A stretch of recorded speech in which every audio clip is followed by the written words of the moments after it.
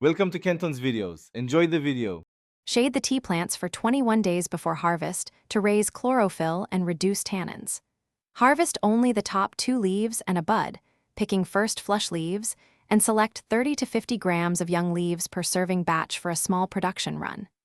Steam leaves for 15 to 30 seconds immediately after picking to halt oxidation, then cool them briefly. Do not bruise the leaves during handling. Work quickly from field to steaming to preserve bright green color and high amino acid content. Remove stems and veins. Keep only the soft leaf lobes to create tencha, because stems add bitterness and reduce grind yield. Spread leaves in a single layer to air dry briefly, then use low heat to finish until leaves reach 6 to 8% moisture. Measure with a hygrometer or moisture meter.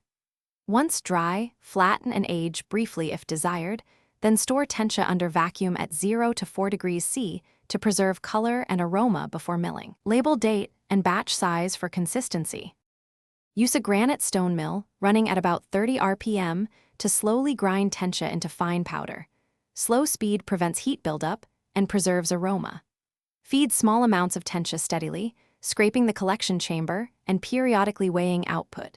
You should expect a yield about 25% powder from fresh leaf weight depending on leaf selection. Grind until particles pass a 30-micron sieve for silky texture. Then sift and regrind any clumps. Package immediately in airtight containers.